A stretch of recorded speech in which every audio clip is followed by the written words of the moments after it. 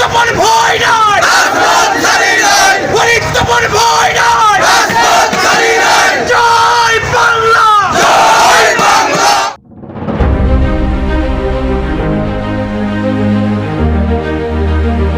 আট তারিখের উপজেলা নির্বাচনে আমরা দেখেছি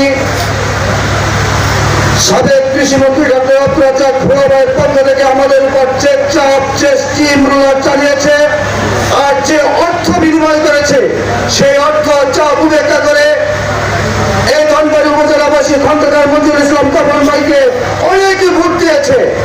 আজকে তা প্রমাণ করেছে এই কর্মীর মত বিনিময় সভায় সবাইকে জনসভায় পরিণত করে। সংগ্রামী সাথী বন্ধুগণ, আমি নির্বাচনকালীন সময় পরবর্তী সময়ের কিছু কথা বলবো। এই সাবেক কৃষিমন্ত্রী ডক্টর অপ্রাচার ভোলাভাই আমাদের আওয়ামী লীগকে দ্বিখণ্ডিত করেছে, আমাদেরকে পৃথক করে দিয়েছে, কিন্তু ওনার হয়তো মনে হয় আমরা এই সাধারণ মানুষ 5 ভোট দিয়ে তাকে অনেক জাতীয় সংসদে পাঠিয়েছি।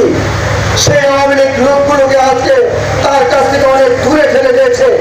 আপনারা শুনে আশ্চর্য হবেন, এই সময়ে এই ধনবাড়ি উপজেলার বিভিন্ন স্কুল কলেজে বিভিন্ন শিক্ষা প্রতিষ্ঠানে ম্যানেজিং কমিটি হচ্ছে।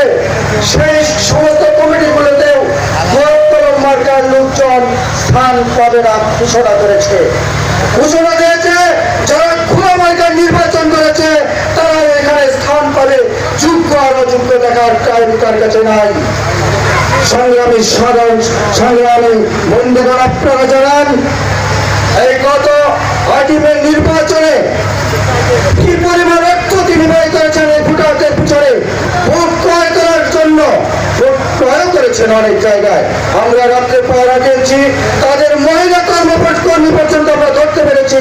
তারা ভোটটার নিচে নগদ অর্থ নিয়ে মাঠে নেমেছিলেন।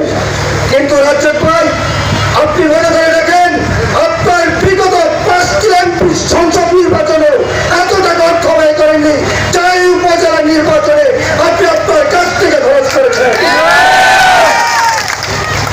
আপনি তো বক্তব্যের মধ্যেই বলতেন